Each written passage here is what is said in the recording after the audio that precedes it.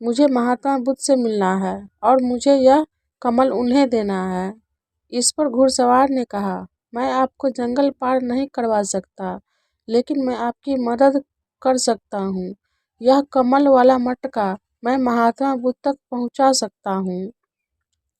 उस लड़के ने फिर सोचा और विचार किया, यदि मैं पैदल चलूं तो बहुत समय लगेगा और शायद मैं महात्मा बुद्ध से मिल नहीं पाऊंगा, लेकिन यदि मैं इस मटके को घुड़सवार को दे दूं तो वह बहुत जल्दी महात्मा बुद्ध तक पहुंचा देगा।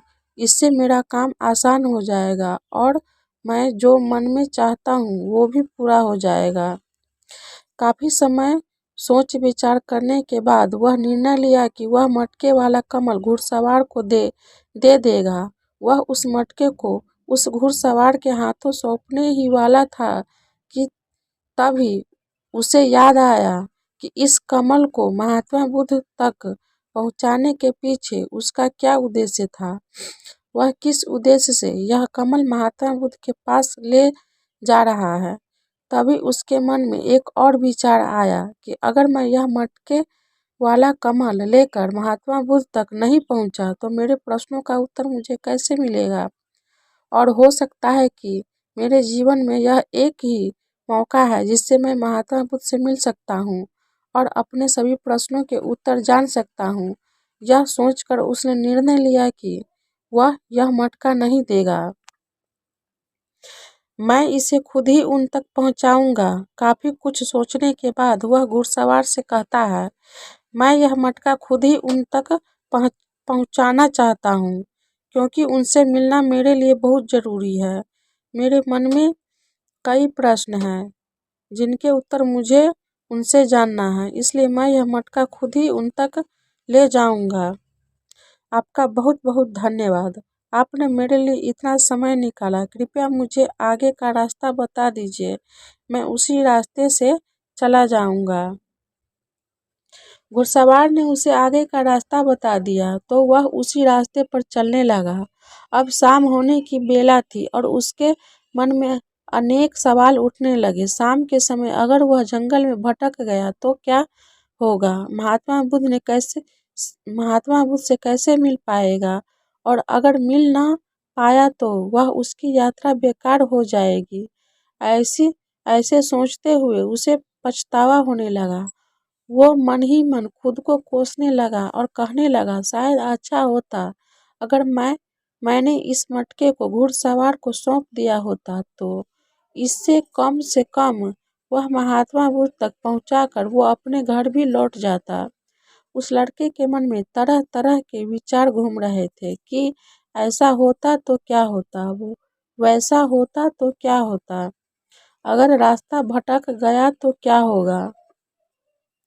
जब उस लड़के की नज़र कमल की ओर पड़ी तो उसे महात्मा बुद्ध की याद आई। महात्मा बुद्ध के चेहरे पर उसने एक ठहराव, अप्रतिम शांति देखी थी। उनकी मुस्कान ने उसमें प्रेरणादायक ऊर्जा का संचार किया था।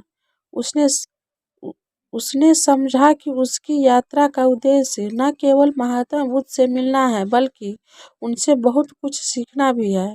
उसके मन में महात्मा बुद्ध से मिलने की तीव्र इच्छा फिर से जागृत हो गई और वह अब निश्चित था कि वह अपने मार्ग पर आगे बढ़ेगा। जब उसने जंगल की सीमा को पार कर लिया तो उसने महसूस किया कि जब जब वह अपने उद्देश्य को याद करता है तो रास्ते की मुश्किलें कम होती जा रही थी। यह घटना सिर्फ उस लड़के की कहानी नहीं है, बल्कि यह हर व्यक्ति के साथ होती है। जब हम अपने उद्देश्यों को याद रखते हैं तो हमारे मार्ग में आने वाली रुकावटें छोटी पड़ जाती हैं और हम उन्हें आसानी से पार करके अपने लक्ष्य की ओर बढ़ते हैं। इसके बाद उस लड़के को यह एहसास हुआ कि उसे अपना उद्देश्य याद रखना है और धीरे धीरे आगे बढ़ते रहना है। उसने सभी चिंताओं को छोड़ दिया और आगे बढ़ता गया।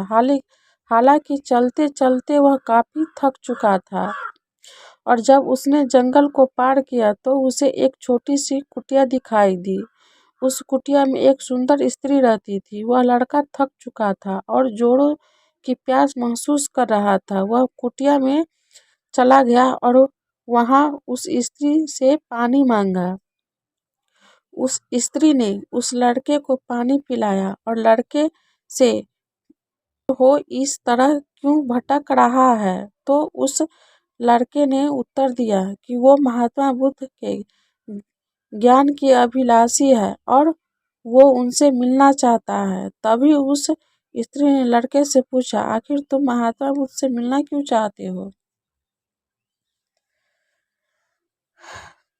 तब वह लड़का कहता है, मेरे मन में बहुत सारे प्रश्न हैं जिनके उत्तर जानने के लिए मैं उनसे मिलने जा रहा हूँ। वह लड़का अपनी बातें कह रहा था